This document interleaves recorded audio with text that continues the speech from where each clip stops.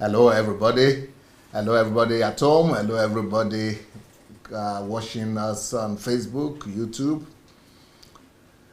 You are probably expecting my normal program today, which is with a guest. Either it's a book review or message review or interview. But today we are going to have a different kind of fellowship. And the fellowship we're going to be having today is going to be a prelude to our HMT. Prelude to HMT. Prelude to HMT, which is just fellowshipping, answering people's questions, getting to know one another. And then on Monday, the HMT will start full-fledged. But, maybe we should start by getting acquainted, by getting to know each other. Pastor Nero, you are the first, you've been here before, so you must be the boldest of the bunch.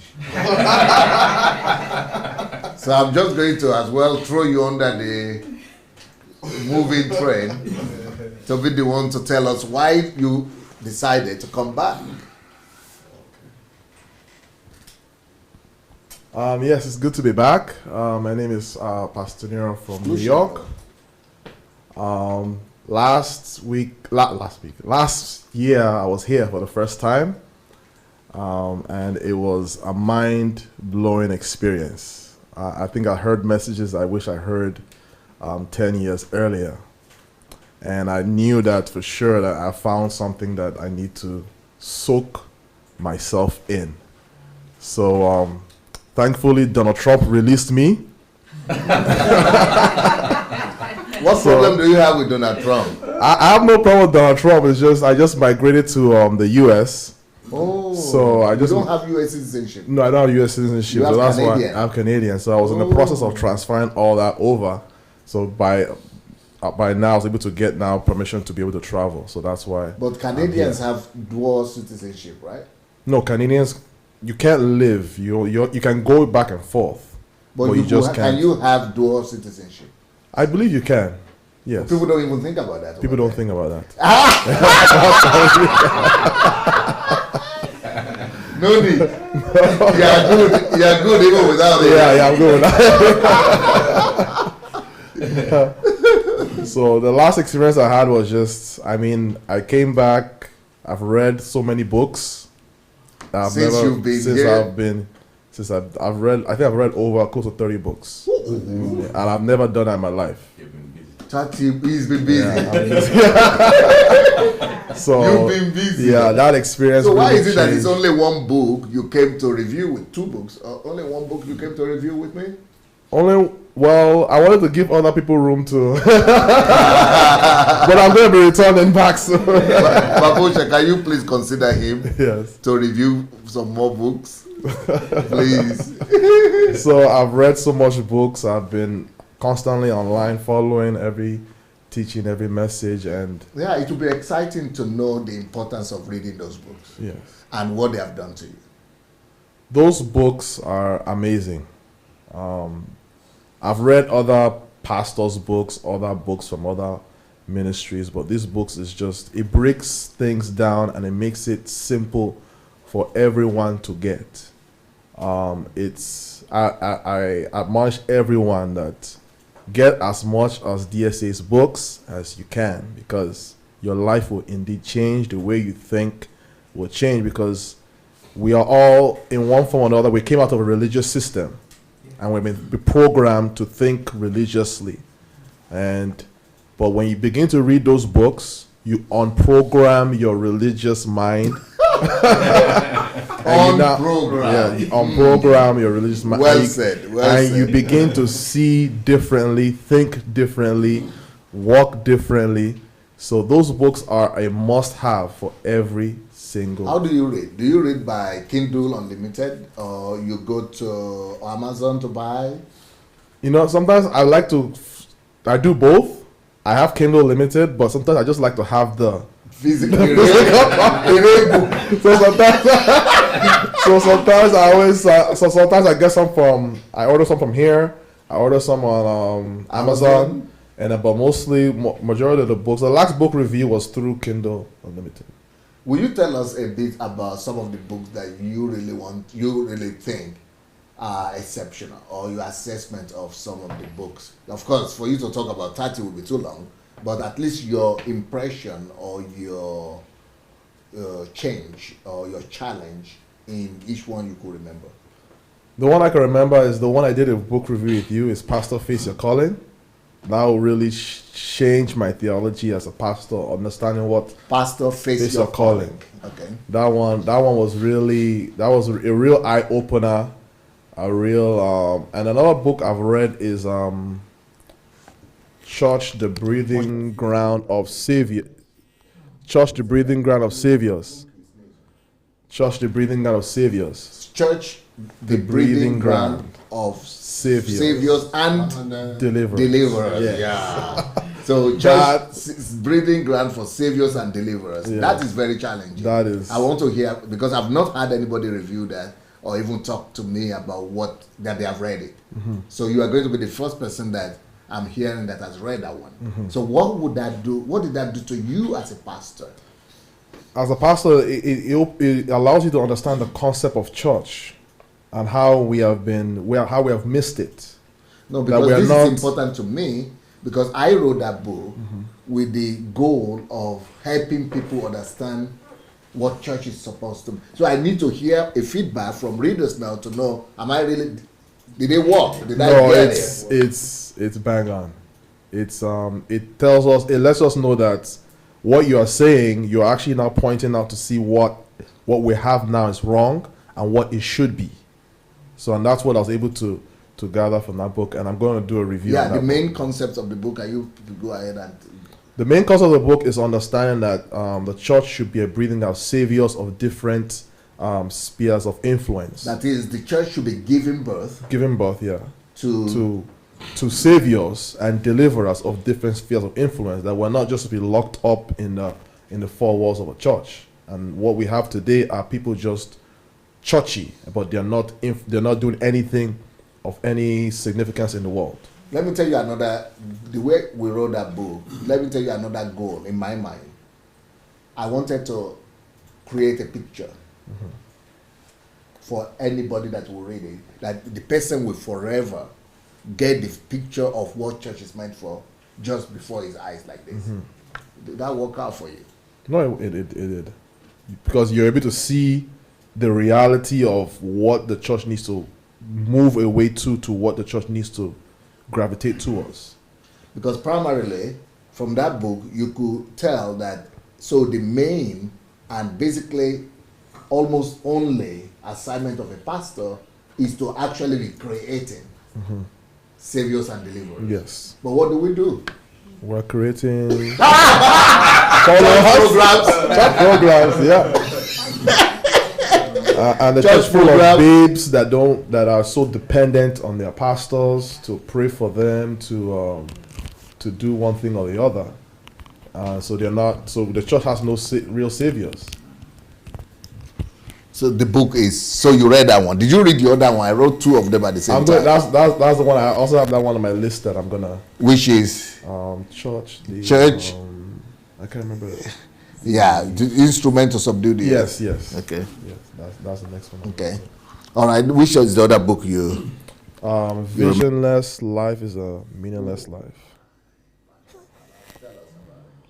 It just tells you the importance of getting not just any vision, but vision from God for your life. Yeah, because there are a lot of books out there on vision. Yes. But this visionless life is a meaningless life. Really takes it from the dimension of heaven. Yes. How God looks at vision. Yes. And, what you should really call vision, right? Yes. Okay. Any other one you want to? And excellence, the key to elevation. Okay, tell us about it. It's just, I found that we don't drive home the importance of excellence. We just do things and we pray to allow God to just bless it. That God should fix it. Yeah, God should just fix it. Instead of striving to be for me, this is really, it was striving to be the best at whatever it is that you're doing. So what I got from that book, I need to strive to be excellent that if I'm going to write something, it has to be the best. And you just talked about your life, of how you strive to be excellent, and that is the key. Not sowing seed or doing all the other sort of things. Laying hands. Yeah. But actually being the best at what you do, and that's the key to elevation. Will you say, reading so many books from DSA, that you can actually capture and see, kind of say the secret of Pastor Sunday's life? Because some people think they are going to get it when I pray for them or when they shake my hands. But when you read the book, could you clearly say, now I understand why it's like that. Oh, now I understand why. Well, tell me about that. You see, people that are watching on Facebook Live, they won't get to know DSA through the broadcast. They may see you as that you don't love the church, but when you open his book, you get to access his mind, and you get to understand that why he's doing what he's doing, because of what he knows. So that's the difference. So from the book, you get to know the person, you get to know his heart cry, you get to know what troubles him, what God has revealed to him. You get to know from his past experiences. So for me, it's easy to understand him. But for someone that just flick on Facebook and just hear a message on syncretism or that, you may get a wrong impression of who DSA is. Okay, any other book? Because I see that people are actually making a list of books for themselves. So you are introducing them to DSA books. I read if you your go finance books. Okay, if you go to Amazon, Yes. and you can just open the page and then flip through, it will help you to remember. Yes. Otherwise, you might not remember everything. You have it on your Amazon? You have Amazon on your iPhone? Okay, yes, I have it. Okay. So, the law of difference. Yes. The Law of Difference. One of my own favorite books. I don't know if it is. It's a good book, but funny enough, it's like something that I've known, but you just expand it more to understand that everyone has difference, and to be able to discover the difference in other people, not trying to make people to become like you, which is what the pastors are doing today. They want you to be like them, not allowing. Some people even carry the same hairstyle. Dressing like them, not allowing people to be who they are, and I found out to be very true that pastors don't want you to be different. Like, pastors will not allow you. For instance, what I noticed is from following you is some people don't want their members to be listening to you. They want them to just listen from them. So they don't allow their members to be different, to think differently, and which is wrong. To display their uniqueness. So, and through foreign DSA, I was able to discover my uniqueness and not trying to be like someone else. Because the truth is, every pastor is trying to mimic someone else's message. And one of the things that helped me from the last time I came is I was able to rediscover myself, my message, and not try to mimic anyone, and to just be the person that God wants me to be. So that book is very powerful. Yeah, I think it's very powerful. For many people that have read it, what they tell me is that they put it there on their bed, by their bedside.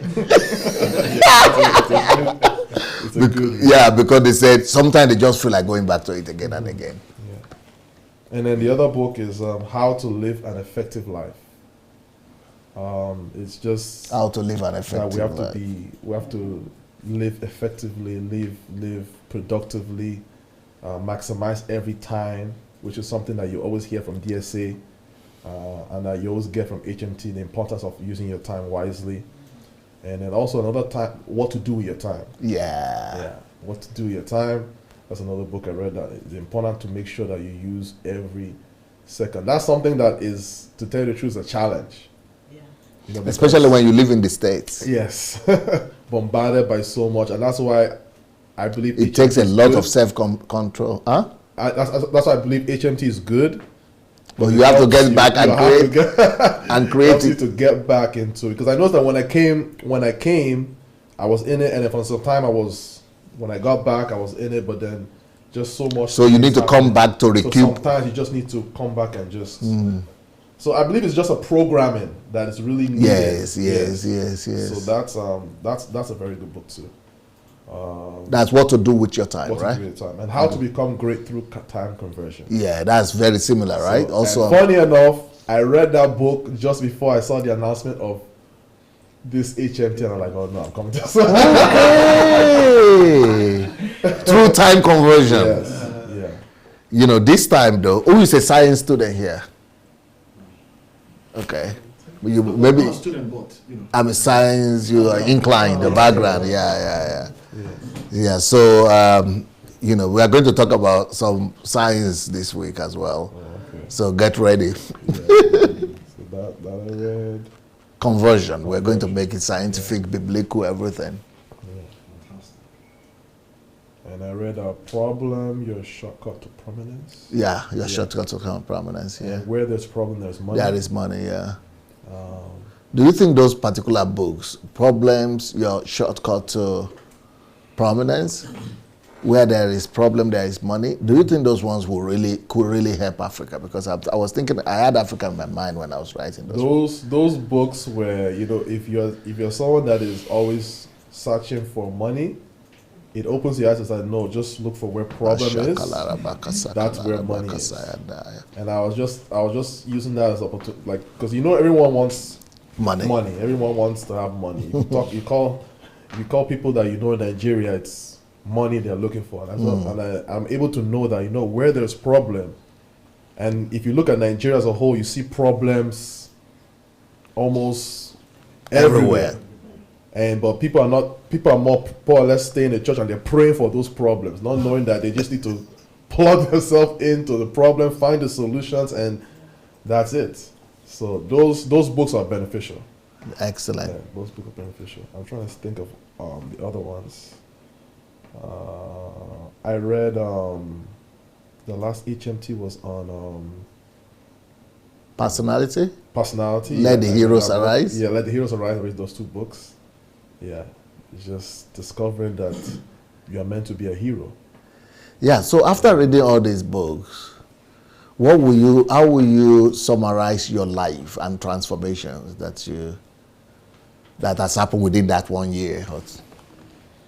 I've discovered the importance of self-development. Okay. I discovered the importance of me to develop myself. Discovered the importance of reading books. And not just reading any book, reading books that you that can shape the way you think. And I've also understand the importance of your mind. Like we have been so kept back.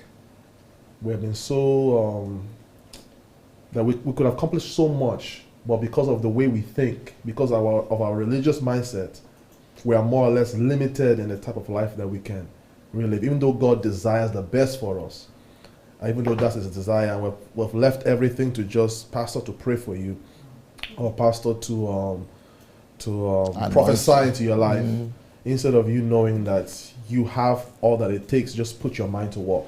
Reading these books and getting to know what made Pastor Sunday tick, will you say you basically understand why Pastor Sunday will go to America within a year or two and is everywhere, penetrate, just not even living there, right? Will you think you get it, you understand? I understand, I understand why DSA has the type of success he has. I understand why he's when you talk about one of the Christian leaders that affected this generation, I can understand why, because of the stuff he puts out in his books. And because before, many people just used to know DSA as somebody that has that big church in Europe, or and I wanted to remove that image, because that's not me. That's just result you are looking at. Don't look at the carrots. People are looking at the carrot and they are not seeing me. Don't look at the carrot. Look at the secret behind the carrot. Look at the person holding the carrot. But that's what has been. So what I did, we divided our church in Kiev to 35 or 40 churches, and I just sat down. I put them, gave them to the Russians, let them take care of it, because it's a disservice. You don't know how. Maybe you might not know how painful that is, and that's how painful it is with God as well. When God is our Father, who loves us, and wants to have fellowship and intimacy with us, and the only thing we do with him is to go to him for one thing or the other. To bless my ministry, bless my family, give me prosperity, give me health, give me breakthrough. And that's the kind of Christianity that a lot of people are presented. Give me healing. But what he needed you. Yes. He wanted you. And so that's the way I felt. So when people will normally talk about me like 2 years ago, 3 years ago, before now, 10 years ago, they just, there's one Nigerian song, but they don't know the content of what is the content of this guy. What does he, what is it, what made him, they don't know me. They think they know, we know the name, we recognize, but they don't know. But you now know. Yes. Because of you have been able to go behind forget about, because I might travel from here, I might not have the church, but that's not, look at the thing that produced the church. Yeah. Look at the thing that produced the result. Look at the secrets that are responsible for the results. We should not just look at the result, but if you just look at the result, you only become a fan, or what do you call them, audience, or what, football fans, or what do you call them, spectators. You just become spectators. But you will never be able to produce just looking at the result, you say. So go behind the scene to find out the secrets. And that's why we're here. And that's why I'm writing those books. So you think now it's clear to you. Yes. Because let's say, for example, you heard about me as well before. Yeah, what is hard about you is your success, what you have done, and that, and also I think a lot of people were following you because of that. And that is betrayal. That is betrayal. That is betrayal. I don't know if people can feel what I'm talking about, but that is betrayal. Because it's like saying, I need your hand, but I don't care who you are. Then I'm not needed. It's betrayal. You needed to find out, who am I, let's fellowship. Then if I have anything, then you can take with you later on. But first of all, get to know the person. The same thing with God. And this is the way I was feeling. So people were just, just like and those people who followed me because of success, they're all falling off now. Because when they are getting to know the real content of the man, I don't think they are comfortable anymore. I don't think they are comfortable anymore because they don't know what created the success. And what created the success is what they are getting to see now. And they don't like what they are saying. That's true. Yeah, because I'm sure that those 10 years ago when you had Sunday at Ledger first, you didn't quite know where to put it, how to package it, what is behind it, what is the explanation. I mean, you get clips, just like the clip Dr. Anu shared yesterday, you get clips of the stuff that you're saying. And people believe in that, but I think now you're going really in depth. So now when you bring it in depth and you're calling out names of different ministers of God, they're like, oh no, you can't touch my. But I was doing exactly the same thing I just told the Russians. Yeah. Yes. So it was okay then. But now that it's getting to them, now they are uncomfortable. Yes. Because if I had not done that here, I would have become the person I am. Because anything you tolerate in life, you will never conquer it. Yeah. So there is no way I would have been able to have the result I have here if I had not confronted and changed through confrontation the strongholds of the land. So to change anything in Africa or anywhere else as well, you need to be able to confront it by name. Yes. So now that I'm doing that there, that is where the pain is involved. But it's painful for me too to confront like that. When I came to America that time, I was also like this. I was you saw me 10 years ago in America. So yes. So but now you can understand the principles. Yes. Because there are principles behind all these actions. Yes. And that is why they will produce result. But those days, it's just successful, it's just big. That is just cloud. People just following the cloud. But it doesn't really better you. It doesn't even add to you. But what really adds to you is when you know the reason behind the why. Yes. Am I getting it? Yes, that's you get to know the person. You get to know that he does things purposefully. He's not just putting it out there because he wants fame or anything like that. He already has the fame. He just wants to see you and I rise, not just live a mundane life, but live life purposefully. Beautiful. Yes. You have any other thing you want to mention? Or you stop at now? I think I'll allow others to. Okay. You've set a bar which is too high.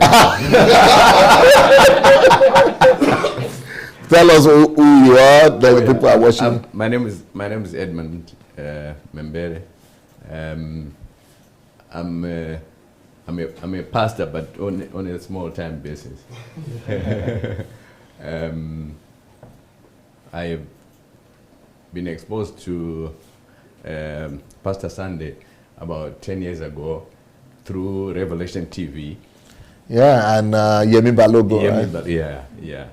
So when Yemi challenged 300 people to come for Bible school, yes, I felt that I needed to be one of them. And you did. And I came.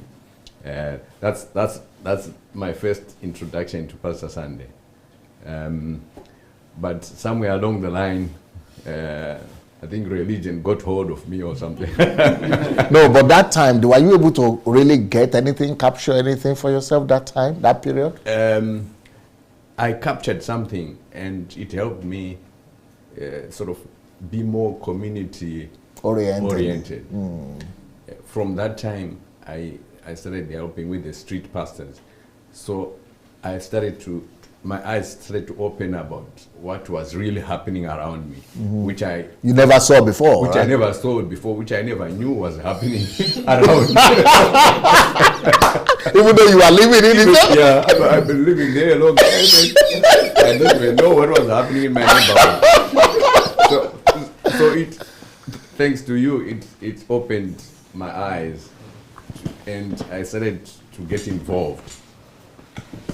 Although I could have gone into pushed harder, but and you could have come here 10 years ago. Yes, I could have come here 10 years ago. I wanted to, but circumstances wouldn't allow me. Yeah, especially in England. Laws of this place. Yeah, England is. I don't know. You people who are living in England, respect to you because. It's tough. Yeah. In God's timing, I managed this. So this is my first HMT. So I'm quite privileged to be here. So I want to make the most of it. But why? What made you to decide this time to go for it? To go for it. Because I've realized. I was taking an inventory of my walk with God, and I couldn't see anything that I could really say this results. So I said, no, I need to get more equipped so that I can. Yeah, but you could have gone to Singapore, you could have gone to America, you could have gone to Africa. Why reconnecting here? Right. Because with one thing I picked up with you, you have taken the gospel and you've understood it in a way that most pastors are not understanding, and you have made me to realize that the gospel is solutions for every problem in society, and it's just a matter of finding out what needs to be done in a certain situation to solve it.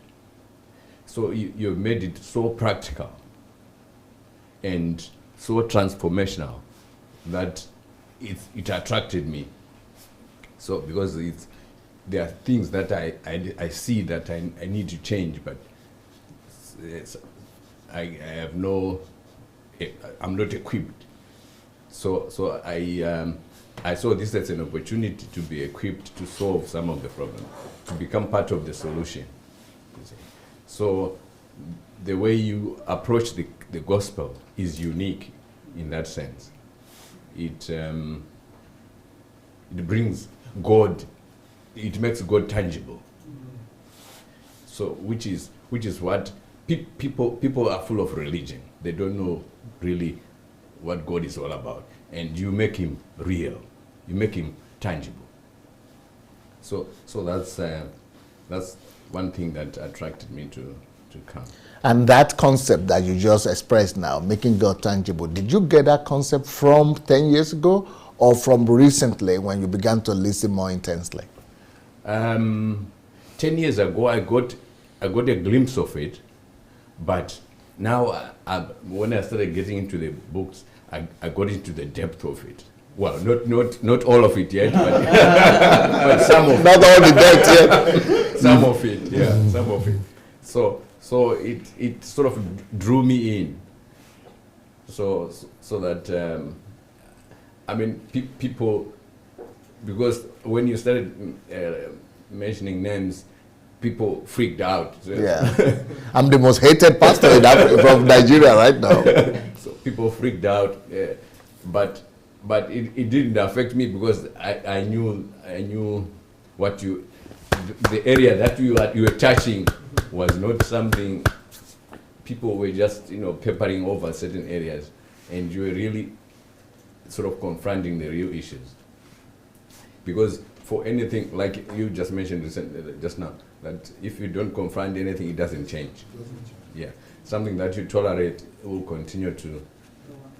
Yeah, it will not just continue to, but it will grow, Yeah. and it will overwhelm you, Yeah. and then dominate you. Yeah, that's right. So the wrong things that we have tolerated in our society, Yeah. like the religious practices, the wrong doctrines, Yeah. they have now dominated not just the church world, they have overwhelmed and dominated the whole country. Yeah. They have reshaped the direction of our whole land.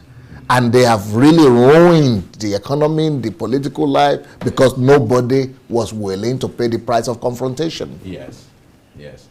So in a way, I'm glad these things are out in the open, so that people can really see what it is like, what's and all, so that something can be done about it. So that's why I'm here. I've Read some books? I've read some books. Yeah. Which ones did you read? Create Creative- your net worth. Oh, how to create your net worth. Yeah, yeah. I found that quite equipping as well. Yeah. Yeah, and I've read Money Won't make you Won't rich. Make You Rich. Yeah. Who Am I? Who am I? Yeah. And I was quite surprised by a book that you wrote about. When I saw the title, I said, how Africans Brought civilization to Europe. so Did you get that? Did you read it? I read it. So I was amazed by some of the things that are out there. Yeah, and that's a very good thing you mentioned, because can you imagine it, that Africans have contributed so much to civilization in general and to Europe, and they would not let us know. Yeah.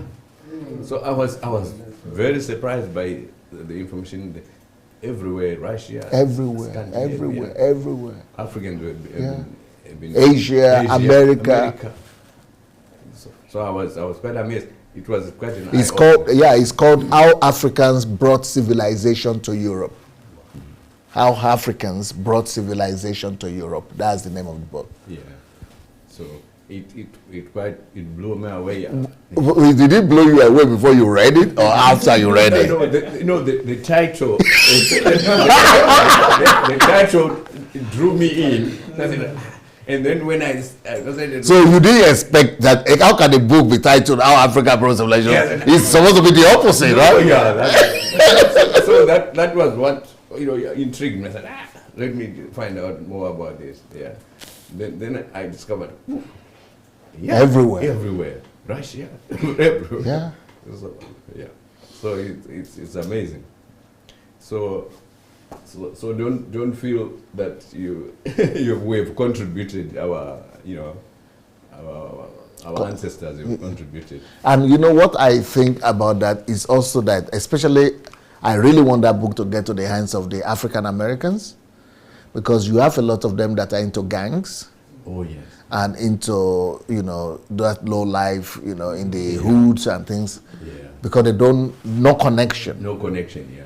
But when you know where you are from, that you've been great before, Yes. that is what, one of the reasons I wrote. I wrote the book also because I've been here in Russia, Yeah. where they call us, all kinds of names. Yes. So I also needed to open their eyes. I wrote it first in Russian, actually. Okay. Yeah, because I needed to make a point to them, to the whole country.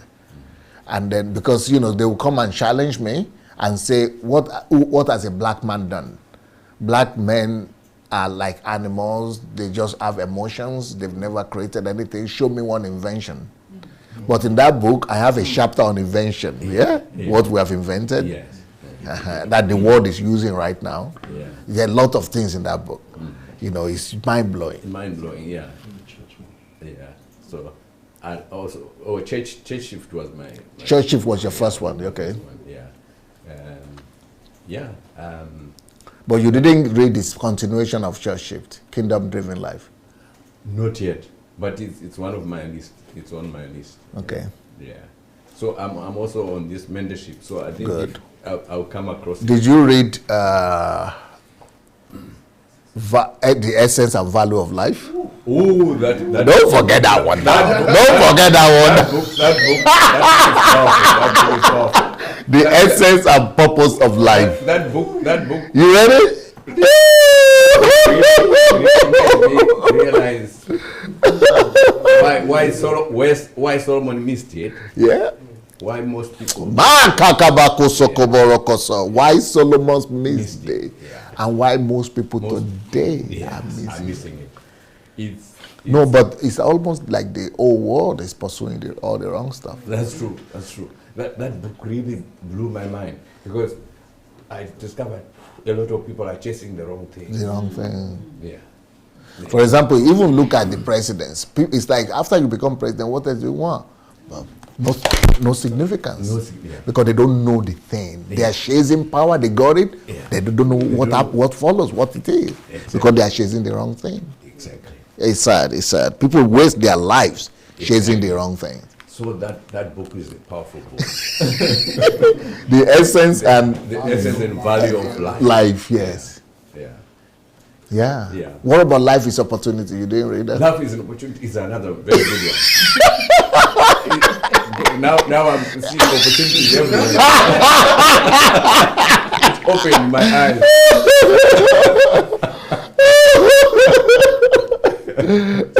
So I've been, you've put your life into those books, and you can see that there was a lot of work put into this, and you practicalize it, which is the aspect that I like very much. You make it practical, very practical, doable. Yeah. And what would you say is like Pastor Nero was talking 10 years ago, when you were just hearing more about this black pastor in Russia? Oh yeah. And now the difference. So what's the difference between that Pastor Sunday you thought you knew and the one you got to know since you started? Yeah. Now I'm discovering there's more. I had just seen like it's like when someone open a curtain, you see a flash. Yeah. But now I'm getting to know the real Pastor Sunday, and there's a lot of depth. Yeah, there's a lot of depth. Because most people wonder, how is it that for a lot of our African people, they have really found it difficult or challenging to build cross-cultural kind of ministry, or to be able to reach out to Europeans and to be successful at it. And so they always think maybe it's grace, maybe it's some anointing. Well, I think you know better. Now I know better. It's the substance. It's the substance. Yeah, Beautiful. Substance. Yeah. Because people just think that's just his own anointing. That's just his own. No. Because I've discovered the local population, they don't just they don't just take anything. Take anything. You really have to show substance. You have to have this content, substance. They have to see content. And when they see content, they respect. And it has to be genuine content. It has to be genuine. And they are very good at judging something that is fake, surface deep, or something that is genuine. Yes. They are very discerning. Yes. In that because they have taught them critical thinking from childhood. They don't just swallow anything. No, yeah. So when you are presenting our kind of gospel, it doesn't attract them. That's the problem we are having drawing them in, because what we are selling It's not, yeah. It's not attractive It's to not them. attractive. But the substance that Pastor Sandy stands for is really what, especially that book, Essence of Value of Life. Yes, it's totally different it's from totally different. from what everybody is. Yeah. So I would. And if you look at it very well, if you look at Europeans very well, you will see that most of them who are really thinking, they are not interested so much in those big three. Yeah. You know, they are looking for something else, substance. Yes. And that is what. Yes. That's what the kingdom offers. Yes. Which is. But then we left the kingdom as our own gospel took the kingdom and threw it somewhere. And we are chasing after the superficial stuff. Yeah. So it was. I'm really enjoying the journey. Beautiful. I'm glad you came. Amen. I'm glad you came. Yeah, We left out those brothers. Do you want us to go back to them? Yes, sir. Okay. I'm Hannu from Finland, and let's say that I've been living inside church entity most of my life and ministering inside church entity too. And I've been, let's say that I have been studying different streams, and I've been moving towards kingdom some years ago, but for me the question was always that, how to say it, there were many good things, but I think that your way to speak about calling, understanding, it gave understanding so that the calling or ministry, it wasn't something inside the church, but it gave balanced understanding how God was really able to touch the whole society. Right. I especially liked it. And concerning questions, I think that, let's say that in Scandinavia, let's say that our societies are well off and peaceful, so let's say that we just need a little bit God for eternal life.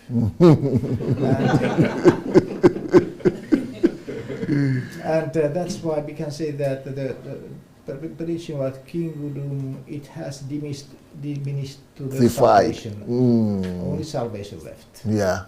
And when there is salvation left, that does mean that in most churches it does mean, okay, now make decision, or you have to be baptized, now you have to be saved.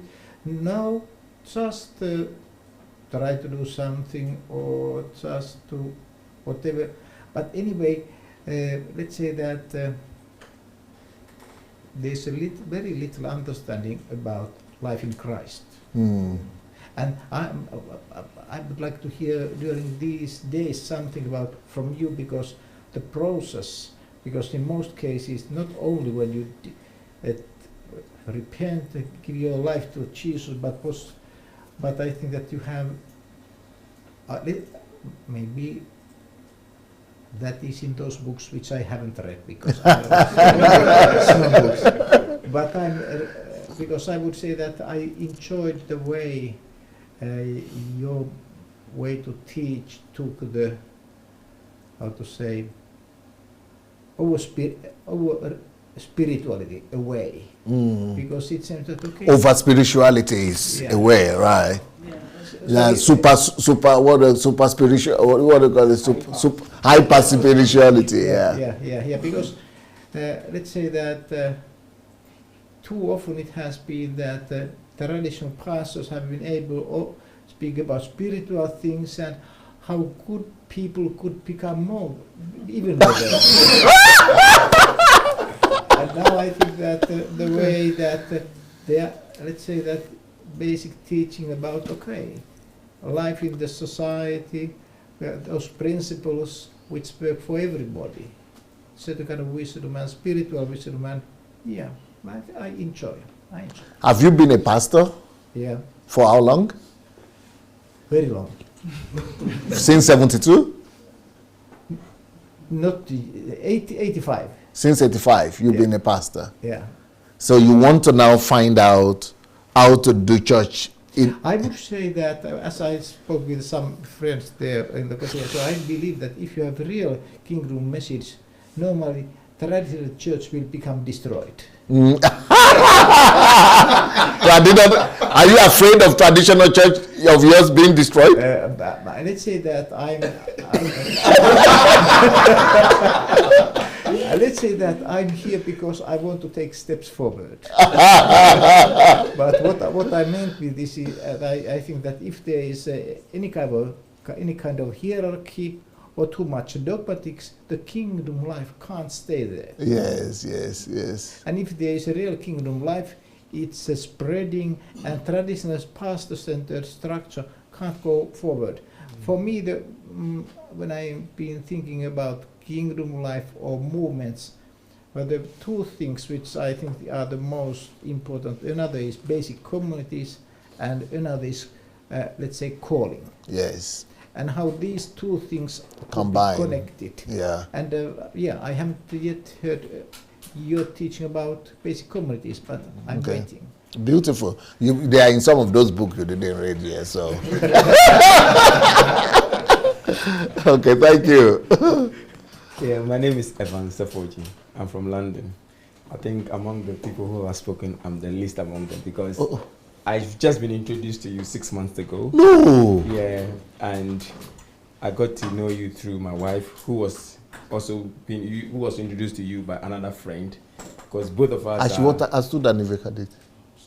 primarily Adventist. Okay. Yeah, we are primarily Adventist. Okay. And we happen to listen to you. Adventist. We happen to follow you consecutively since then. And most of the things that you teach, both especially about tithing and what happens to when you talked about geos and what is happening recently back home, and how the Christian life, the wave that is taken back home in Africa, I try to relate that to what we are also doing here in England, especially within our church. Because in our church, we happen to meet every Sabbath, and the Sabbath seems to be one of the key elements that we hold in the highest of our beliefs. And if you try to do anything to sabotage the Sabbath, you'll be in trouble, big trouble. Wow. It's almost like an idol now. It is. We always take reference to one of our leaders like Ellen G. White, Yes. who has written books, which Yes. we always want to toe the line of Ellen G. White. Okay. And I listening to your preachings and your doctrines, and I was like, okay, so basically, are we now worshiping Ellen G. White? Masha Kalara I asked Bakasa myself that Kalara question. Bakasa And when I read a church shift, one of the main things I took out of it is that get out of the pulpit and get to the needy. But here is the case in our church. We meet every Sabbath. Everybody brings food. We meet in the morning till 5 p.m. or maybe 6 p.m. But there are homeless people, hungry people walking just by our doorsteps. We've never invited them in to eat with us. So I asked the question. Don't notice them. We don't take recognition of them at all.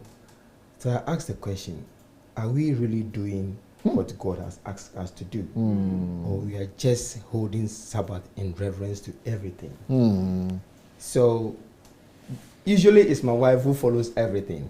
And apparently she was the one who even booked for this program for us to attend. Wow. But unfortunately she wasn't given leave of her work. Okay. So I said, okay, I will come. Whatever knowledge that I also gain, I will impact it. But if she follows everything, that could be a problem also, because maybe she's been following those faulty doctrines. No. She follows everything based, and we will discuss it. Okay. So when she hears any of the programs on YouTube or Facebook of yours, Yeah. she'll forward it to me. Okay. And she even signs me up that I could be getting direct posts from you. Good. Which I also watches daily. Good. When we retire back home from our work, it's our topic for the day. How was that program? How did you see it? But I hope she was not sharing them to the public so that the people from the church. Oh, we are doing that as well. When it comes to us, even Church Shift, we bought 15 copies of Church Shift. Wow. And we distribute to even our pastor. I've given him one. Wow. Let's No fear? well, it's a fairground display. It's about. I believe in. It's love, he said. I believe in Yeah. personal criticisms. If I'm able to criticize myself, I'll know how I'm worth, and I know what I'm struggling forth for, and I know how to develop. Yeah, So yeah. that is what I do. I critique myself, and we critique ourselves as well. Even how was the day at work? What did you do wrong? What Yeah. did your boss tell you that you didn't? But didn't they condemn you though that you are doing? They haven't come to that yet because I believe they haven't read. And I'm looking forward to that. I'm looking forward to that because if you don't have any grounds, you can't fight any battle. Yes, Because they yes. haven't come to me, I know that the battle hasn't begun yet. So that is it. That is it. So you are not intimidated or afraid that the church you attend, the Sabbath church or what, Seventh-day Adventist church, they would not say, okay, you are free to go now. No, I'm not afraid because whatever you say is based on biblical principles. Yeah. And if you are always going to worship by that Bible, if you are challenging it, let us all fast read and digest it. I believe in that. So I'm also looking for that. I haven't got any weapon. The Bible is our weapon. Yes. And if you believe in it and also believe in it, that would be our preference of judgment. So that is where we're looking at it from. Because I know a pastor, Pastor Richard, who was going to a certain Nigerian church, Redeemed Church in London, and he was kicked out. He was told to live with his family. But he was going more radical because he started doing live broadcast. And he started causing revolution and sending it to members. So I think they said, no, this is too radical for us now. This is too much. So they had to let him go. Okay. But he was not afraid too, because he said now that he has stepped out of the church because he didn't want to create a conflict. So they had to leave the church. But he said he reaches out to more people now. He has more influence through his Facebook live broadcast to more people than he had ever done when he was just sitting down as a member of the church. He was not being a blessing to anybody, just going there to sit down. We've seen that your program that has to do with how to reform the church through the youth. Yeah. We've done it through sports activities. Right. I've given it to our sports youth leaders. Watch this YouTube. Come on, watch it. See what's going on. It's a challenge. It's a challenge. I believe in that when you probe the other side of the world, when you probe outside your thinking box, it reveals things to you that you never knew existed. Exactly. But if you live in your own confinement, actually you are not developing. Yeah. You are not developing. And we are in a technological era, and when we believe to move even our Christian life, forward, we should know how technology is moving and how we also need to move to keep us fair. And you have been able to do all this during the last 6 months. 6 months, yeah. No, but how often, how many messages do you think you have listened to in these 6 months? I can't count them because even if I'm working and I'm free, it's on my phone, I'm just listening. It comes, I just click on it, I'm listening to it. Every day? Like the recent one that got to do how to know Christ and be a friend of Christ. Yes. It was just flowing daily. I've just listened to it. Because when I'm working, sometimes either I'm listening to music. I used not to listen to Christian music if I'm working. Either it's Kenny G or something to keep me going. And when I discovered this, I'd rather listen to something that will inspire me. Yeah. Messages like this. Then I even think it's even making me concentrate more because I know what I'm doing. So you've been able to listen to a lot of messages in these 6 months. Yes. That's why you see 6 months, but it's very intentional and very intense. But you've not gotten a hold of the books yet. I've only gotten one. We've bought some of them. I've not read all yet. I've only started the second one. Okay. Yeah, I've read the church shift, and I'm only doing the one that got to do with money does not make you rich. Yeah. Beautiful. Wow, 6 months. Okay. He's a veteran here. He's been here for like. Good evening, everybody. My name is Izzy Chinaka. I came from US. I happened to meet DSC's program 10 years ago. I saw his preaching, and after listening to it, he made an announcement he's coming to US to introduce a church shift. You said 3 years ago? No, 10 years ago. 10 years ago, okay. 10 years ago. Okay. So I have to call my friend, pastor, and tell him about it, and it's okay, we have to go. So we drove from Virginia to Atlanta.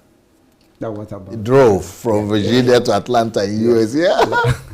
So when we got there, my friend, Mashakalarabakasakalayadaya. even to the extent we tried as much at the end of the program to shake this. No way, you can't have the time. So Americans were everywhere. We were only able to get him sign our books. And from there, I was really trying to get connected. Then he announced about the opening of Bible school. In US. I said, okay, that would be the ultimate. Unfortunately, it was in Texas. So I couldn't get there. So along the line, I think the internet programs were closed up. So I couldn't get in touch again. So that was where I missed it. And for 10 years? For 10 years. So I was lost contact? Lost contact, you know, of what I wanted to do. I was trying to get even the phone number of the pastor over there, but I couldn't know how to get it. So fortunately enough, 3 months ago. 3 months ago? 3 months ago. Wow. I was browsing in the internet, and the message just came up. I browsed it, and it said 10 years later. So you can listen to my message anywhere, every time. All my messages are there. I said, what?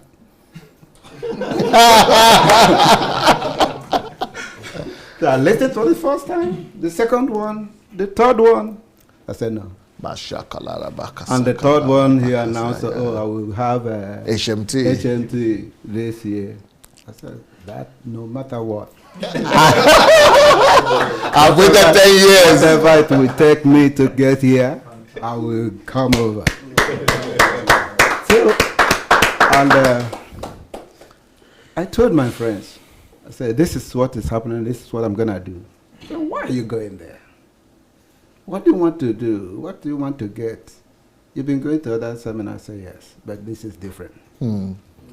Not really on the thing I had 10 years ago, but this have taken it to the next level. Amen. This currently, because the messages I'm hearing now is quite different from what I have had all the years I've been in ministry. Are you a pastor too, sir?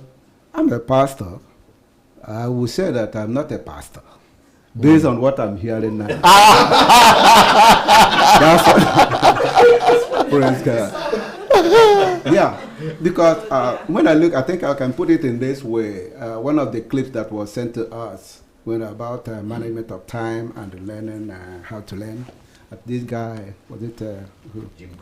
I was saying he used one, this the acronym called FAST. So that is what I laid hand.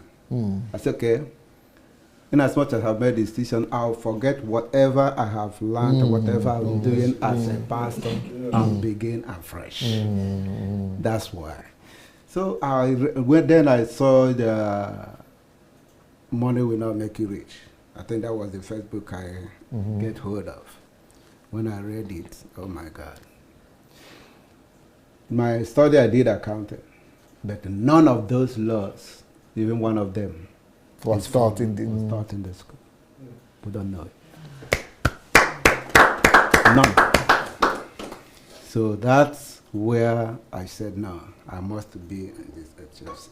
And when I get here yesterday, and got my hand on the, no one is better than you. Yeah. My God. I've been telling some of my colleagues here, I say, he is the Solomon of our time.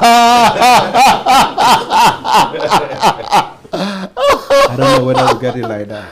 He is the Solomon. God has deposited that He gave in him. Communism, wilderness experience, suffering, persecution. So that he can now, like, I can't believe it that we can just come, be laughing with him, shaking with him, hugging. I haven't seen anyone like that, like him. That is more so humble to the ground. We have pastors, I think, when I was in Nigeria. Hardly you come in and see a pastor. Even to visit, you will book even appointment to come and see a pastor. See a pastor. I mean a pastor that even cannot boast of maybe 1 million. Because when it got to that side of money, then it is now more than God himself.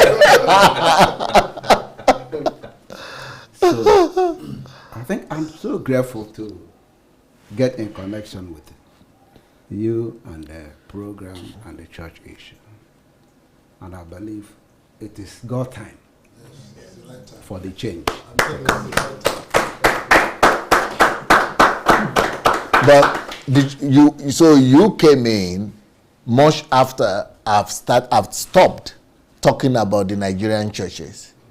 3 months ago, I'd stopped already. Yeah, but I have listened to most of them. Okay. I've listened to most of them. I really appreciate that, because even when I listen, that's why I said what you are saying this time, it blows my mind. Some of the things you were saying really was, the first day I listened to one of them, I was sharing with my colleague about a Nigerian church. That this church, people, for example, people have donated money to the church. Collection is made every day. Tax is made every day. Seed is every day. Everybody have to sow seed. And after getting all this, the church have built school. The church have built hospitals. The church have built a college, university. But no single church member can be able to afford it not to go there. Afford to have their children in that church, in the schools. But it was the money of the church that built it. So when I heard DSP saying something of this nature, I said, no, I need to really get connected. But what about your colleagues, the pastors around you, the African pastors, Nigerian pastors? Wouldn't they try to discourage you because you are going to that pastor that is speaking bad about our fathers? DSP, I will tell you this. Yes, I have one of the associations I belong to, which is Association of Pastors, African Pastors, Ministers Fellowship. Your message made me to opt out of the program. Because I know if I am in their midst, telling them about what is coming on, it will be like a fight. Yeah. But when I'm out, you are free. Will come in with these messages. Yeah. I think it will be different. Yes. That's the reason why I'm the more. 3 months ago, you have also succeeded in listening to so many messages in 3 months. I've done. And every day excellent. I listen to a message every day. Some of the programs you are doing daily. Yeah. And since I gave up my phone number on the WhatsApp, every day you receive new message. And I've been listening to them. It's really a great opportunity that we can't afford to. Yes, So thank God for your life. Thank you, sir. Thank you, sir. Hello, everyone. My name is Kojo from Scotland. Kojo what? Olugbile. Olugbile. Olugbile. Is that Ijebu or what? Ijebu, yeah, Olugbile, yeah, I was thinking as much. Yeah. I think for me, it was, there's been certain questions that I personally had been coming up in my mind at different points about the impact of the church in the society in the UK, where I was. And also, I started going back again to Nigeria and looking at it. I'm thinking, what's going on? This doesn't seem to align. Well, I've always, under one study I used to go through, I have come to appreciate taking the Bible literally. And so when I go through Revelations 2 and 3, to me it's like the best person who can tell you about how he wants his church is the examiner himself. And if the examiner has given you the marking guide, the marking scheme, and also tells you how, what you're doing wrong, how you can improve, how you can change it, how you can get better at what you're doing and not continue in that path. I'm thinking, then to me, that should be my focus. And from there, I can use that to beam against my life and against any church, to pass it through that filter. To me, that just makes sense. When I started using that across myself, the church, and all, I was running into a problem. I was running into a problem saying that, no, this thing is not, things aren't adding up. They're not aligning. And that was quite a struggle for me. Then, of course, when I think of the corruption going on in Nigeria, I will speak more on Nigeria, the corruption in Nigeria and all of that, especially in the government circles and how we focus so much on it. Again, from Revelation 2 and 3, I realized that most of the churches, the problem was from the city, came from the church, and not the other way around. And understanding that, he says that you are the light. And if the light cannot shine in darkness, how great is that darkness? So I started becoming like, okay, now I think this is becoming slightly clearer here. The problem. This process started with you like long time ago. Just thinking about it that way and asking questions. Then one of the other person that I used to listen to a lot, he was always from the viewpoint of, this is what people say, this is what this group says, this is what this group says, this is what we believe, and this is why we believe what we believe, and he will evidence the whole thing. Beautiful. Logical analysis of the whole thing, and then come to a conclusion. But he always adds a warning. He says, don't believe anything Chuck Missler says. Go on and do your own study. Be the Berean Christian. Yes. So from that viewpoint, I'd always encouraged me to just, okay, regardless of what he said, regardless of whatever person is saying, let me go through myself, ask the questions, and logically filter it through the eyes of what I understand from the Bible. And of course, when I was asking some other pastors around and things, I wasn't getting conclusive answers. There was always an answer that didn't quite align properly for me. And in one of the discussions, somebody then mentioned DSA, Dr. Sonny. And then 2 months before then, actually, another person had talked about you. I was like, oh, second time strike. Man, okay. You know what? Let me just go and check him out. This was in August 2017. And then I listened to the first message. It was around the paganism series. From the first message, I was like, that is striking a chord. That's striking a big chord. And for me, it's because I was saying to some colleagues here, when you hear truth, there is something in your heart that makes you recognize. Yeah, that's true. But you have the option in your response to it. You either accept it like the people accepted with Peter, or you rebel against it, like the people did with Stephen and stoned him to death. Those are the two options that are available. So in further analysis again, I started going through Dr. Sunday's materials at different points as well. And I think one of the ones that struck me seriously was the financial laws of money. You know, the assertion you made, especially in the first, your introduction can be very mesmerizing. And you're thinking, what is he saying? Why is he so bold about what he's saying and all of that?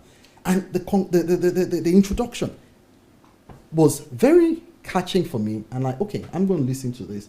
And by the time I started listening to each and every one of them, I was thinking, my God, truly a lot of people are so clueless about the things that where their focus ought to be and what they actually should be doing. Then I went on to predictability of life. Life is predictable. That was. So you were actually listening to series. To the series. So how did you get the wisdom to go series by series?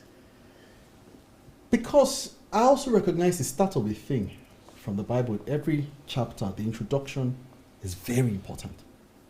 And so is the conclusion. And so, like I said, your introduction in every start of a series forms a base that you start to think, my goodness, what else can he possibly have to say about this? And that is the hook for me. And it makes me continue to listen and all. Because I've always been, with Chuck Mays, like, I could listen for 2 hours, 3 hours, messages and things like that. Because he has to logically break it down systematically so that there is no ambiguity in what it is clear, right? It's then up to you to then challenge him if you do not agree with certain things, and he will answer again. So I respected that aspect of it as well. And by the time I started seeing some of your program and how, in fact, it was when you now finish and then people will come and start talking. I'm thinking, okay, now that's kind of weird. That so people can even still say their own viewpoints. And then when I saw you in your church as well, doing the same thing with the Ukrainians, I'm like, that's making sense, because I now remember the part of the Bible that says, when two people, when somebody is prophesying, let the other two be there. It's true or not. And if that is the case, glory to God. Glory to God. People the opportunity to what you have said, is that what they have received? Yes. And so that, in fact, it helps you as a pastor to actually end it there if you have misheard or you have miscommunicated message. And that way there is no ambiguity. You can quickly clear everything and clarify it right there, so that time doesn't even pass over it and say, I can't even remember that I said that on the radio. No, you resolve that, So those were some of the things for me. But you went from financial series to Life is Predictable. Life is Predictable. Okay. Right? And then went on of course I was still listening to the regular 7 o'clock. Okay. So after the 7 o'clock one is when I then go to the series. Then the other one I think was really important for me was the message of love. Okay. Having read Jeremiah talks about the commission God gave him was about 4 destructive things and then 2 constructive things he was going to do. He was going to destroy, he was going to pull down, he was going to further things. And then he was also going to build up and plant. By the time message of love started, I'm thinking, even if I'm not believing in what this, even if all of you are saying this, there's so many pointers to me that this cannot be from anyone against the church. You need to understand what you mean by someone is against the church. I say against your organization as opposed to the real body of Christ. Because you need to separate that. Once you separate that, clarity comes. And then, I think we also misunderstand what we call hatred, love, Yes. rebuke. We've misinterpreted the whole thing. It's all lumped together, and we sometimes just see what is love as negative, what is negative, what is bad. We see it as that's the way I'm showing love. So it's just like the African kind of parenting where it's all by serious beating. Yeah. But it's destroying you. If that's the case, with Jesus Christ and the when he went to the the marketplace, and he went to whip them all out. You know, it was when I was listening to your message that he made sense that that is love actually. I missed that myself. That is love. It wasn't an expression of hatred. No, it was an expression that no. if you continue in this, Yeah. you would end the judgment of God. And I need to Yeah. stop that. Yeah. So that I deliver you from that judgment. How can that be Against hatred? the church. How can that be against them? Those are the things for me that really resonated strongly for me in your messages. And then there was one you did with Maiwa on what are the people that Influenced inspired me, you, that yeah. influenced you? That was a fantastic material for me. Because at the time I'd done a bit study on Jan Hus Yes. and Martin Luther. But by the time I started mentioning some of the other guys, I even became more drawn to go and look at all of them. Because you know when you say that there's a good in every man, the every man is made in the image of God. Yes. So if every man is made in the image of God, then there must be something, regardless yeah. of how terrible that person is, there must be that thing in him that points you to God still. Yeah. And then you can use that. Beautiful. How did he now use that to either destroy the world Yeah. or improve the world? Yeah, It's yeah. a different thing. You know, we talk about the essence and value of life. The tools, we have turned those tools To the goal. objects of goals to pursue. When those tools were just supposed to be used. Tools. Only tools. I call them tools, you know, should be used to achieve exercising justice. Some of your messages started causing a desensitization for me and making me more back in tune with humanity.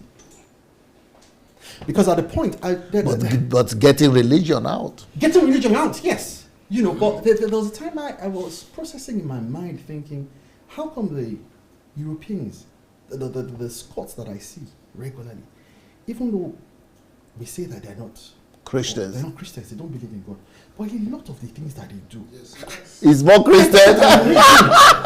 in the Bible that they're doing. But me, as I say I'm a Christian, I have to force myself to do some of these things, just saying hello, how are you, regularly, not because of Self-gain. self-gain or what I'm going to get out of it, you know.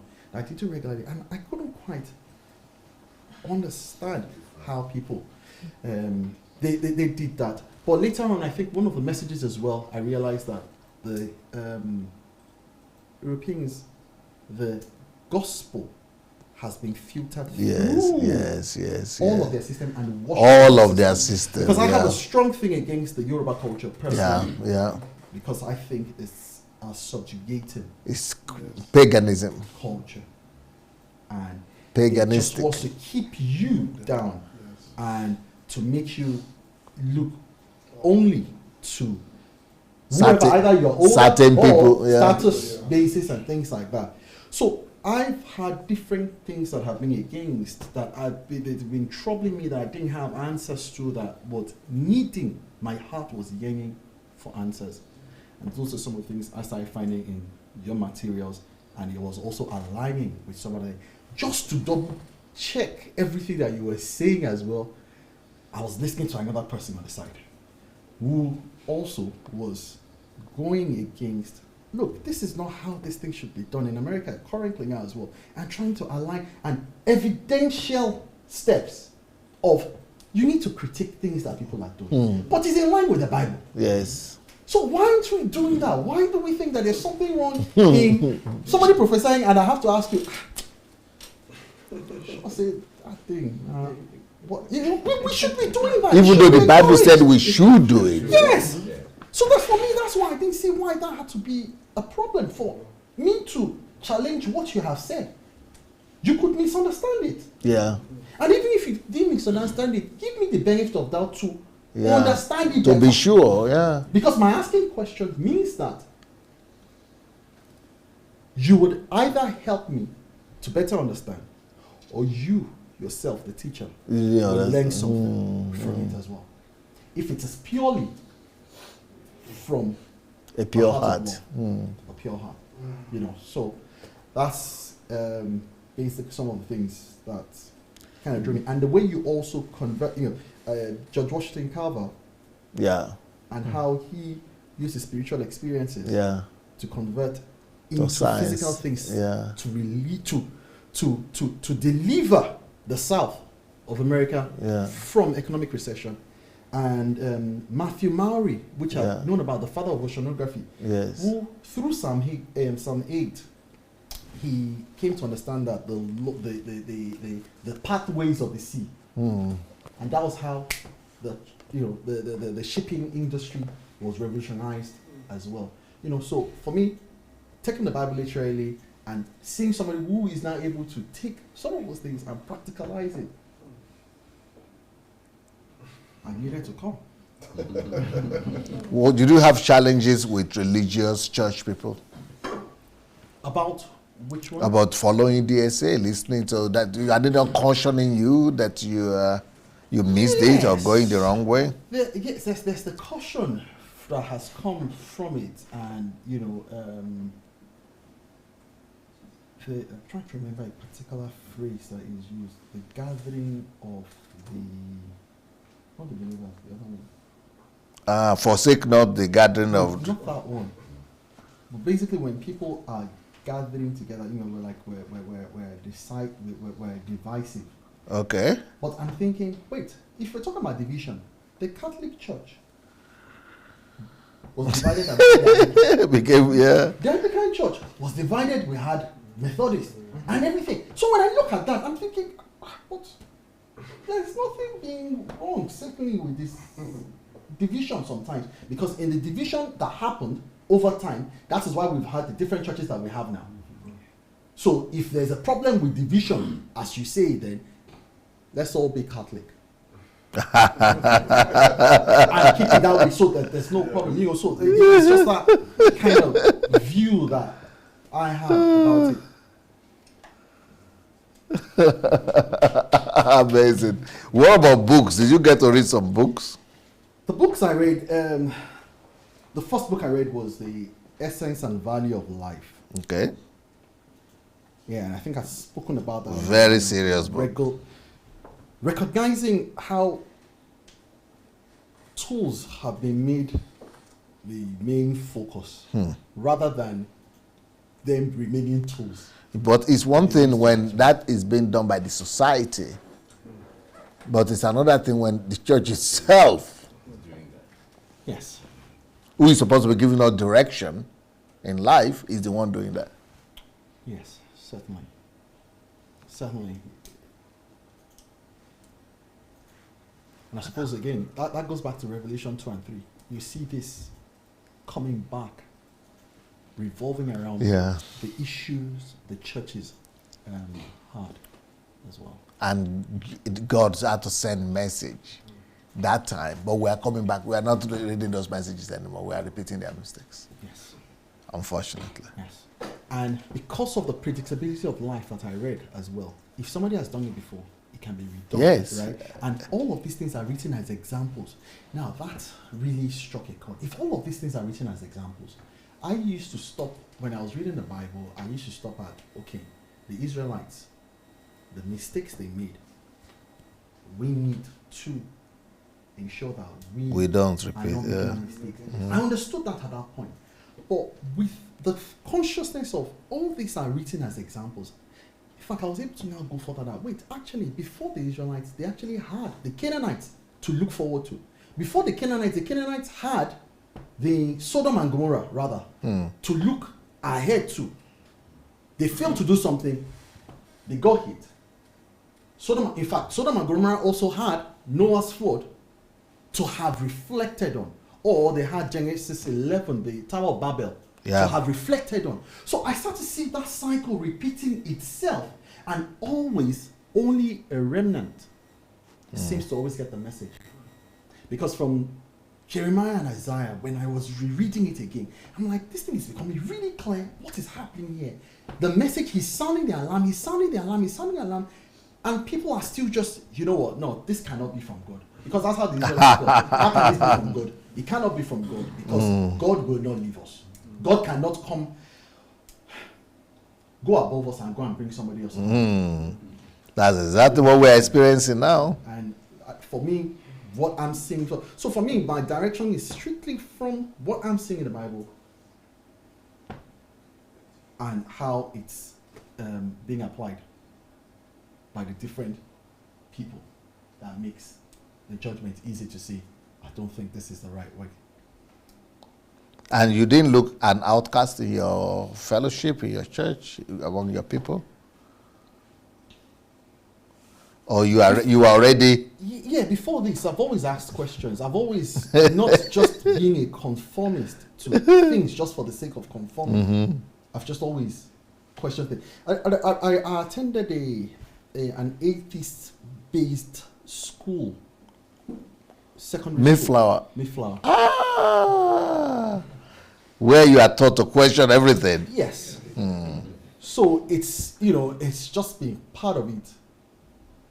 Taisholari. But it's over time now, when I look back, I see how come, I had to pass through Mayflower as well. Because that was my 5th secondary school. Okay.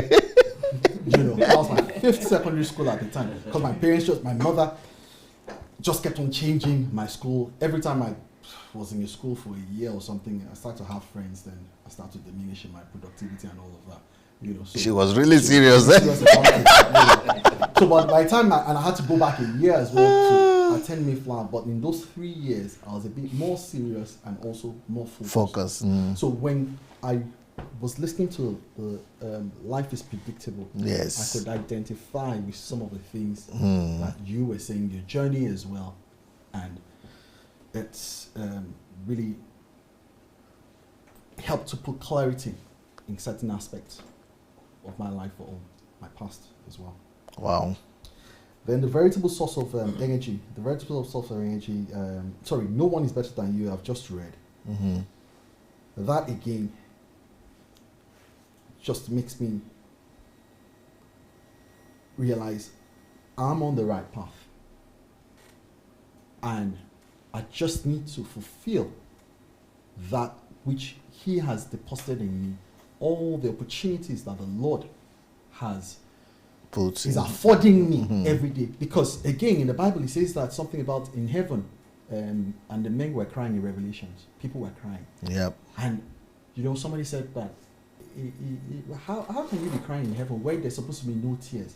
If not for, most likely, missed opportunities that people start to see. When they look in their past and they're saying how they missed the opportunity. That they could have done a lot more. So for me, that becomes really gripping as well. Like, I do not want to continue to waste opportunities, but trying to continue to convert them, maximize my time, invest in them in the right way. Brilliant. Excellent. Now, let's come back to your name again. Prince Chinje. Prince. Yes, sir. I'm from Texas, Fort Worth. And, Fort Worth. Yes. Okay. And it's really a privilege for me to be here. Originally, I'm from Cameroon. I'm a medical laboratory scientist by profession. And a PhD student now, yeah? Yes, I'm a PhD student as well. So I got exposed to Dr. Sunday like about 8 years ago. I read Church Shift and Pastoring Without Tears. But because of my work schedule, I was working and doing my master's at the same time, so I didn't really have time to, I didn't really go deep with it. I got distracted with the work and just pursuing my master's. So what took me to the seminary, I'm a graduate from Evangel University in Springfield, Missouri. Oh, okay. What took me to the seminary was I moved to the United States as a permanent resident, and I visited some churches, pastors that I knew back in Cameroon, and their churches where they sang the same music, they preached the same way, they did everything exactly the same.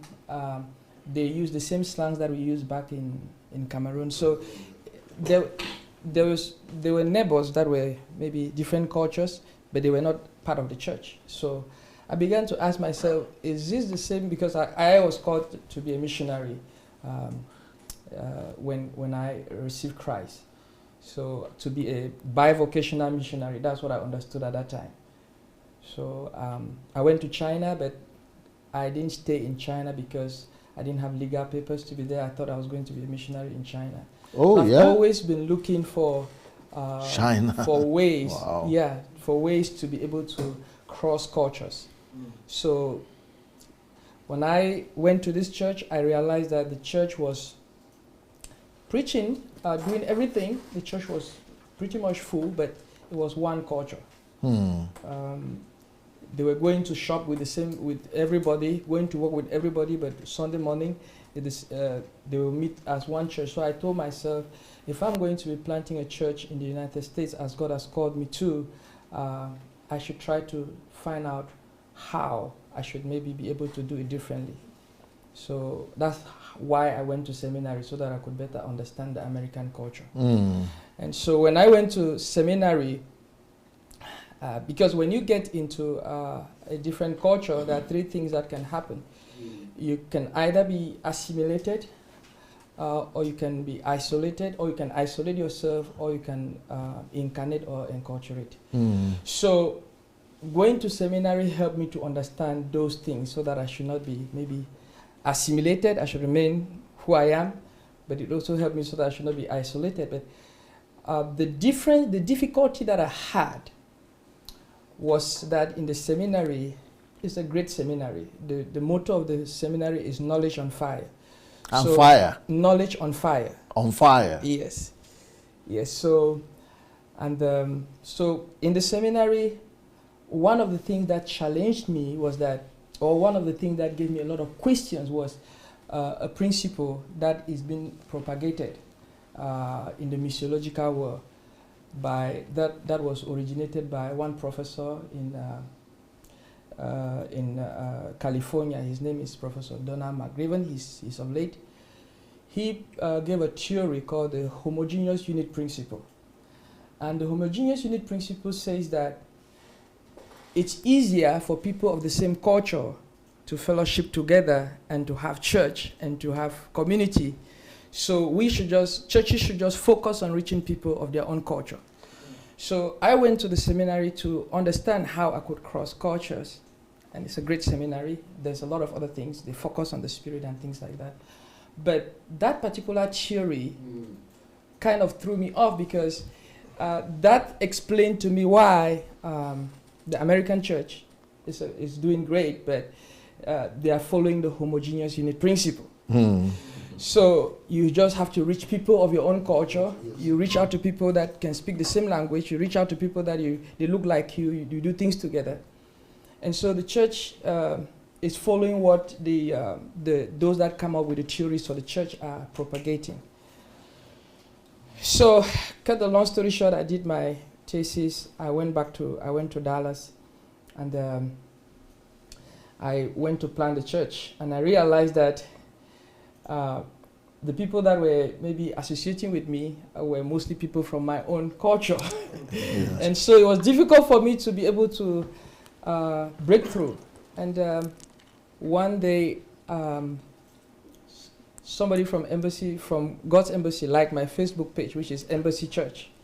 So that's when I began to realize that Dr. Sunday, that I read his book a couple of years back, was coming on live.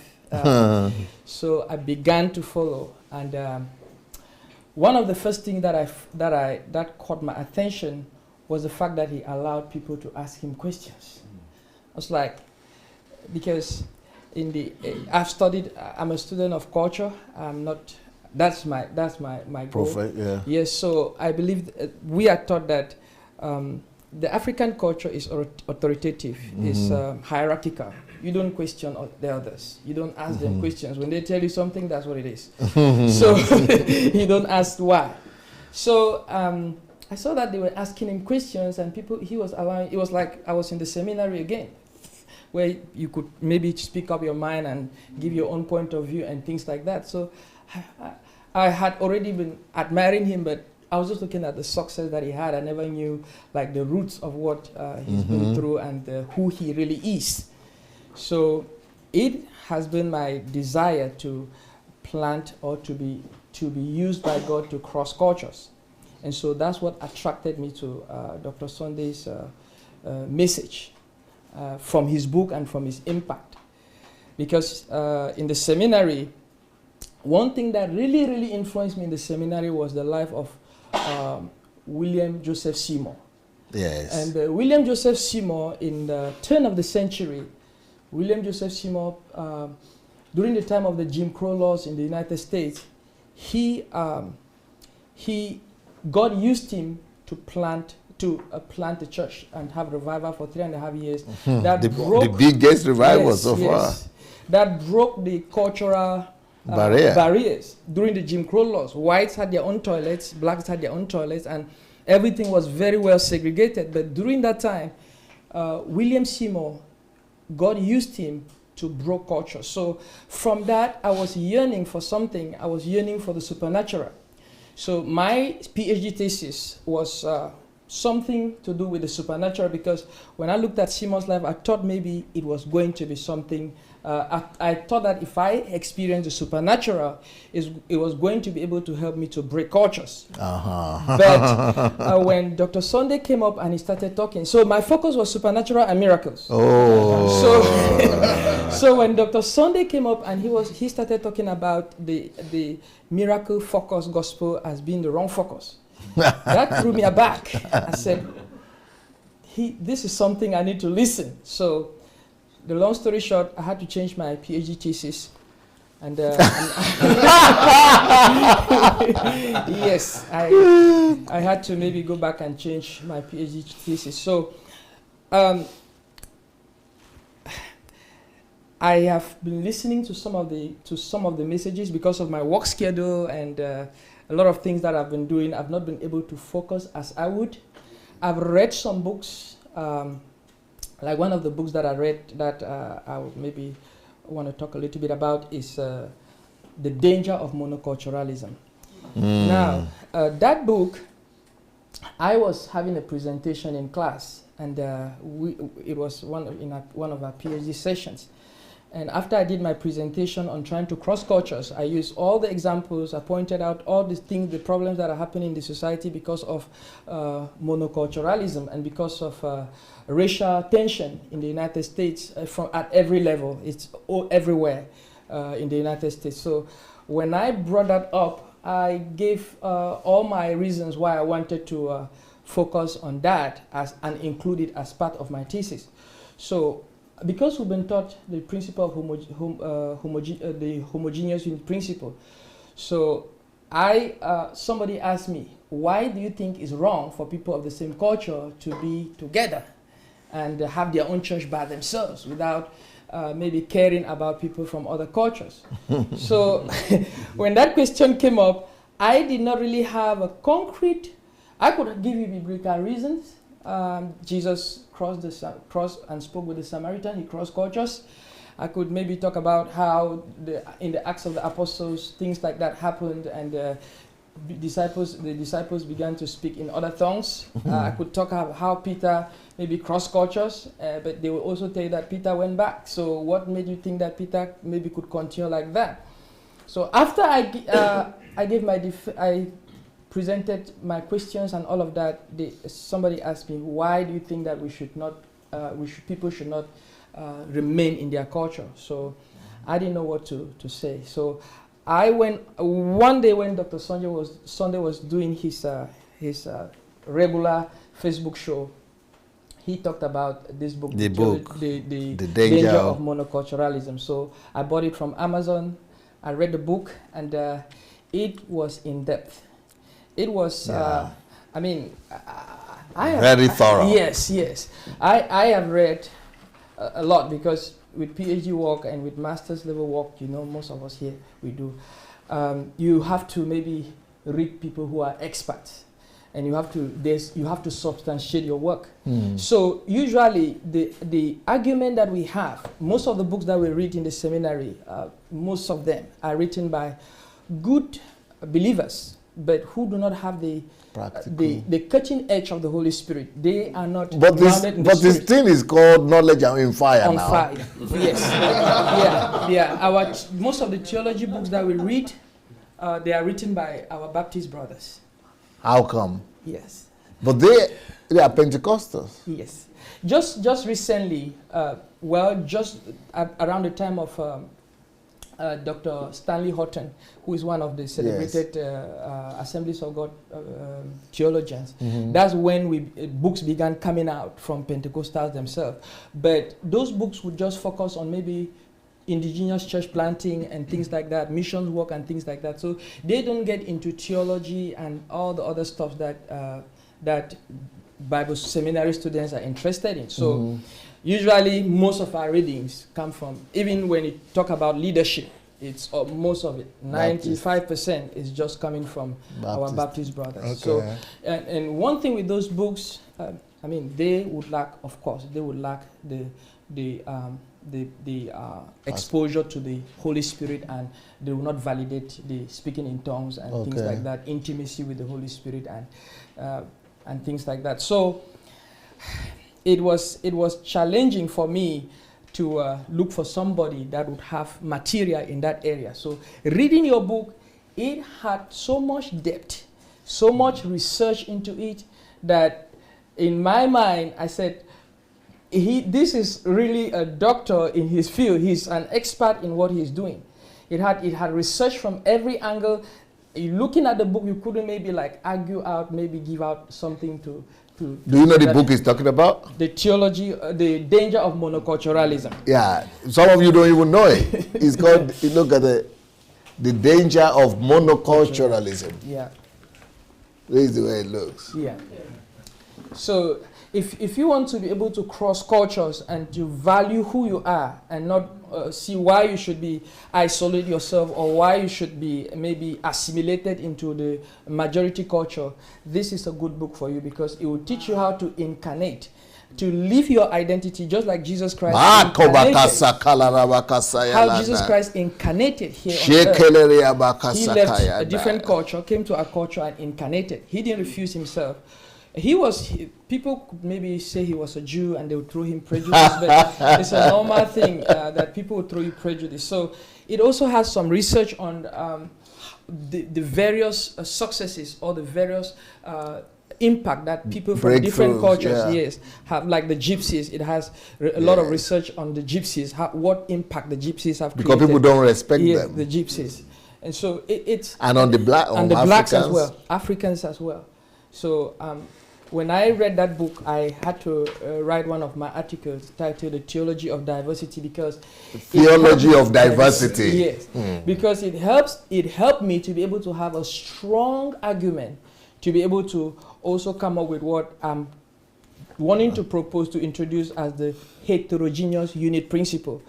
The heterogeneous unit principle as opposed to the homogeneous unit principle, because God has given the church diversity. Diversity. Go and make disciples of all nations. So the reason I decided to come for, I read, while I was reading, I was working and I was doing other things. So I have been really, really challenged by the ministry of Dr. Sunday and what he has done. And I want to learn from him. I love books. So I'm buying all the books that he has. Yes, because I want to just sit down and Do you have all the books? yeah, the English ones. Yuri, you have all the books? He loves books. And he wants to get all the books. Yes, so I've been talking for 15 minutes. I'm just excited to be here, and I love the spirit. I love the grace that God has put in His servant. There's so much that I think, like Dr. Anu was saying, that we've not scratched the surface of what Dr. Sunday has to bless us with. So I'm looking forward to this time together. I'm looking forward to learning, and looking forward to just humbling myself and learn as a child and soak everything that I can soak as a sponge, because God is doing something in our generation. I believe that God has called us as a unique time, a time that we can shape the destinies of lives, families, and nations. And there's just so much. There's just so much that I can say, but I'll give the microphone to the next person. Amazing, amazing. Now, before we continue, we have to take a break. So what will happen is that, especially for the people who are watching us on Facebook, YouTube, we are going to go on a break now. Mario, is it a long break or short break? 10 minutes? 35 minutes? Okay. Yeah, so we are going to come back. We are not going to have the 7 o'clock, 9 o'clock program today. No, that's 9 o'clock our time. And for people in Europe, in England, is 7 o'clock program. It's not going to come on, because we are going to do part 2 of the prelude. And then, so HMT, we're already in HMT, so we're going to come back by 9:30 our time. That's in 40 minutes. And then we're going to get introduced. We might need to switch places, that people want to introduce, come forward. People want to see more of the women. We want to see more of the people want to see more of the women. But that is if you are bold enough to show your face in the camera. So, who talks? Who wants to? Anu? Okay, you want to come and... Yeah, we need the microphone back now. Let Anu take it. All right, well, I stand. Yes. Okay, let me just start here. Hello, guys. I'm sure you are already feeling... Yeah, I'm sure you're already feeling the HMT heat, all right? So if you've not shared this video, please go ahead and share the video. We'll be back in 45 minutes thereabouts. Just a very quick announcement to our viewers who are watching. Please, if you want to register for the subsequent HMT, you better start planning now. Don't wait till it's 1 week or 2 weeks before that. It's very important that you start planning towards January, and we're going to release some videos that will help you in the registration process. So just get prepared. We are getting set here for the HMT that is starting on Monday. So till we come back in 45 minutes, just get yourself maybe a coffee to drink or biscuits to eat while we here try to feed ourselves with something, all right? So see you guys in some minutes. Bye for now. Bye. See you.